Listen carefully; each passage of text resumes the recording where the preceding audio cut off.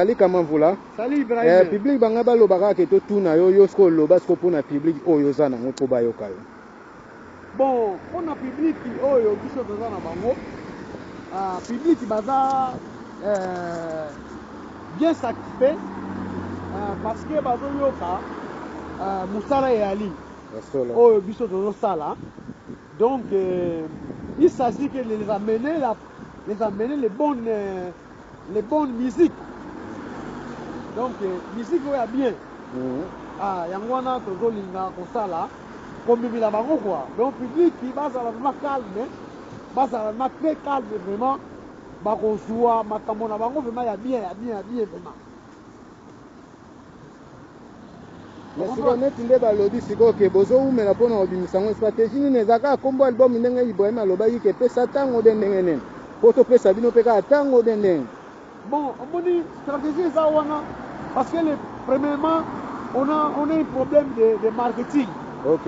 Hein, on a un problème en marketing, on a un problème de production. Par contre, nous avons préparé notre musique par les moyens que nous voulons faire réaliser. Okay. Mais le problème est là parce que avant toi tu as tiré disque, tu as fait tout ça là, la production. Okay. Mais maintenant, nous avons compris que nous ne pouvons pas attendre jusqu'à on va commencer à faire la production de l'album. Okay. Mais l'album est bientôt ce qu'on a fait février. L'album est vraiment. Mais si vous avez remarqué, bino yona Ibrahim na misem subozo tambula librement na mboka na bino en Angleterre, Londres. Mais so ba misem suba tambula na kobanga em suba za na barankina baninga. Est-ce que bino bozana ngoto bien stratégie ni bozana bozaka bien na ba tout comment? Bon, eza la question ya ko se comprendre. Na ebite moni mutu na mutu azana idée na ye. Eza la question à se comprendre donc et puis biso doit faire na musala o do sala parce que nous travaillons d'abord ensemble. Donc c'est pour cela, c'est la raison pour laquelle. Mais ce qu'on est to dit net ba misem so qui tozo sala toujours na Ibrahim parce que Ibrahim a considéré, il me connaît, moi je connais Ibrahim, je sais qu'est-ce que Ibrahim fait. Na kati ya mouvement tozana na kati ya timbre orchestre musical quoi. Mais ce qu'on est to le basco par rapport à ba misem sous to monaka net bino mingi to remaka to ya okuta bino bo répéter. Mais ba misem se za ka répéter ya kombo ka ko to répéter lobi mais to monaka bango te. Est-ce que bino boza lokumu ke bozo mo sa pa ba to bozo sala pena droit ya musique? Te biso to sala droit ya musique parce que tozo linga ko mema musala na aventure.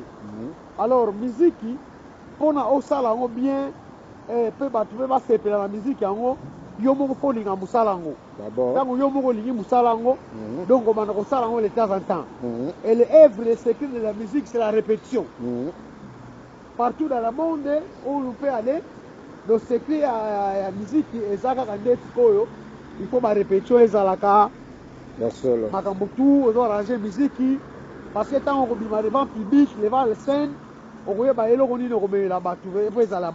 Merci vraiment comment vous l'avez moi le basu en 10 secondes pour to kata na 10 secondes. Bon Ibrahim en tout cas na félicité yo na beforo do sala en tout cas merci à trop na félicité yo na public na public na félicité na public na pesi merci na bino public bozo langa biso bozo ko attirer biso attention na musala o do sala.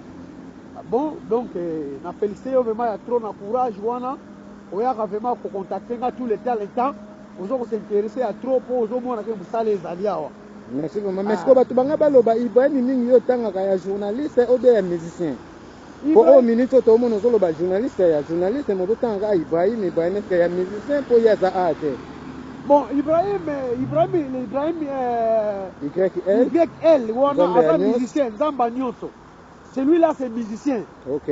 Mais bon, par contre, c'est lui qui vient de faire... Mais là, comme on a mis une dingue pour tanga, pour faire la code ni wana, bolingo ni bwana ngo yana leki to. Aza expliquer c'est mon frère ami.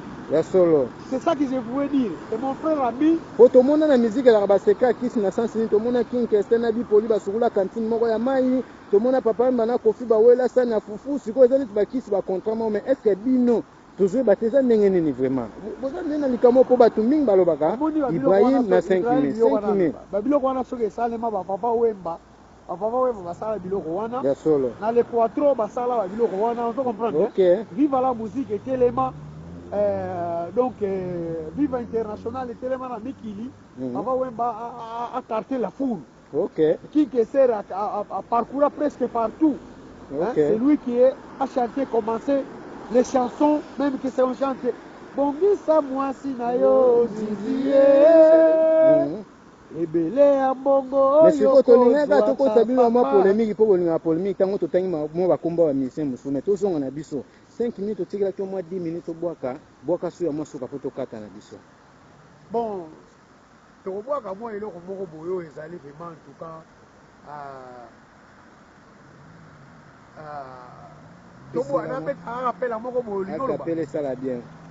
on allait partir dans l'océan, on allait partir dans l'océan, là, nous allons s'amuser, Merci vraiment comment pour là. Merci Ibrahim.